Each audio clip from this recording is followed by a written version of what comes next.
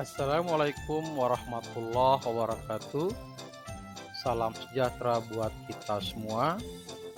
Saya Imam Gunawan, guru SMA Negeri 1 Wanasaba, Kabupaten Lombok Timur, Provinsi Nusa Tenggara Barat, calon guru penggerak Angkatan 7.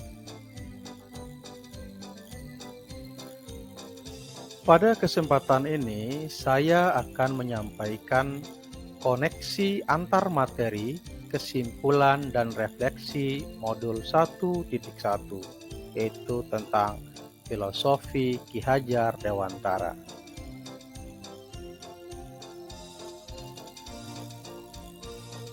Sesuai dengan yang sudah kita pelajari pada modul ini, filosofi pemikiran Ki Hajar Dewantara diantaranya yang pertama, pendidikan yang menuntun, yaitu menuntun segala kodrat yang ada pada anak-anak agar mereka dapat mencapai keselamatan dan kebahagiaan yang setinggi-tingginya, baik sebagai manusia maupun sebagai anggota masyarakat.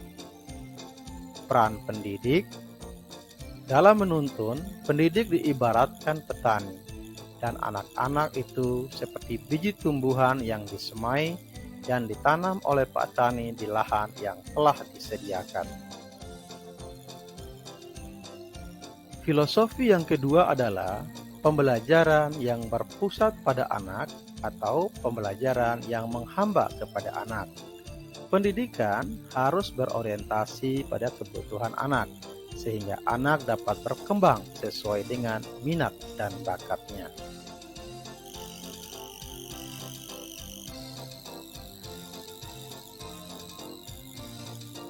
Pendidikan juga menumbuhkan budi pekerti. Budi pekerti atau watak atau karakter merupakan perpaduan antara gerak pikiran, perasaan, dan kehendak atau kemauan, sehingga menimbulkan tenaga atau semangat. Budi pekerti yang dimaksud adalah bahwa pendidikan bisa memanusiakan manusia menuju perbuatan yang baik.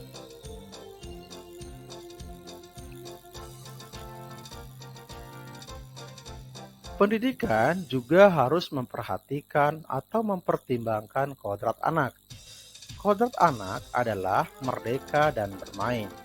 Merdeka artinya adanya kemandirian dalam belajar, sedangkan bermain adalah berkarya atau berkreasi. Pendidikan juga mempertimbangkan kodrat alam dan kodrat zaman.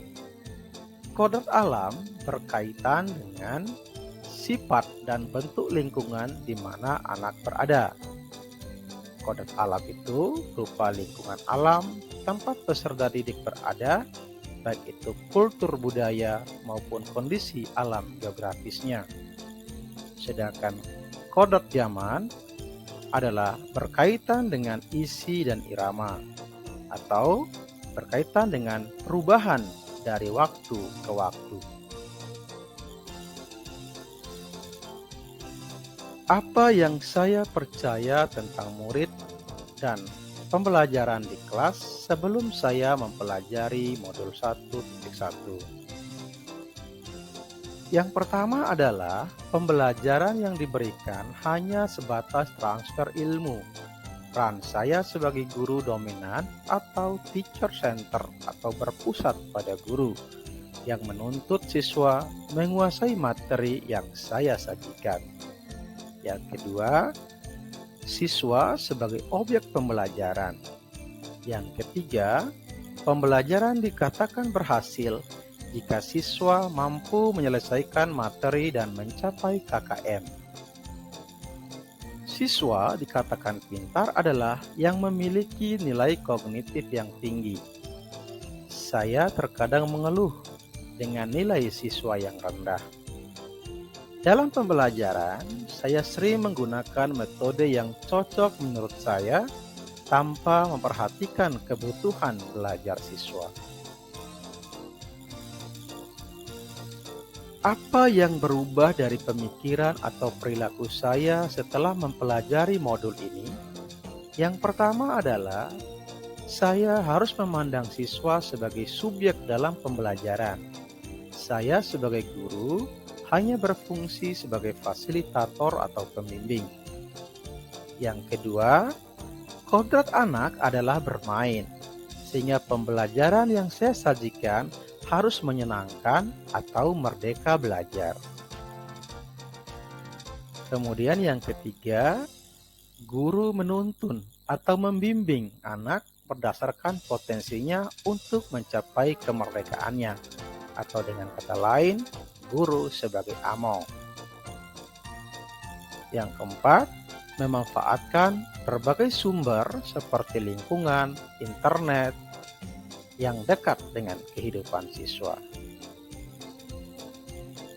Kemudian yang kelima, memfasilitasi pembelajaran sesuai dengan kebutuhan siswa, sesuai kodrat alam maupun kodrat zamannya. Yang keenam, pembelajaran yang menyeimbangkan antara afektif, kognitif, dan psikomotorik sesuai dengan kodrat anak.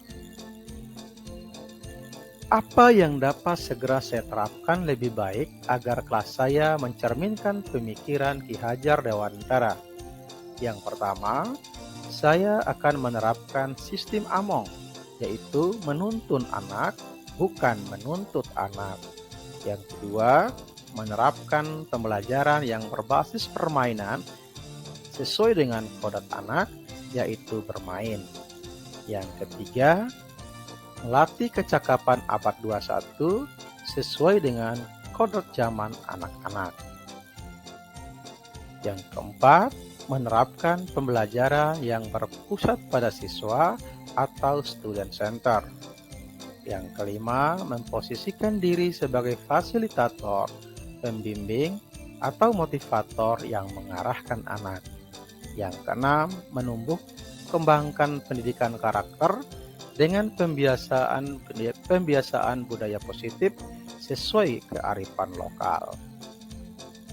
Kesimpulan yang dapat kita ambil adalah yang pertama, seorang pendidik harus menuntun anak, bukan menuntut anak. Yang kedua, siswa sebagai subjek pembelajaran. Pembelajaran harus menyenangkan dan berpusat pada siswa, sesuai kodrat alam dan kodrat zamannya.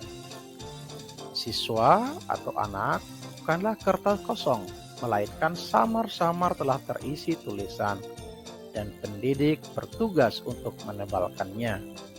Yang keempat, menanamkan budi pekerti, yaitu adanya keselarasan cipta, rasa, karsa, dan pekerti dengan semboyan, ingarso sung tulado, ing madya mangun karso, dan tuturi handayani.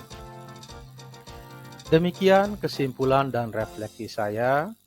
Terima kasih. Assalamualaikum warahmatullahi wabarakatuh. Salam dan bahagia.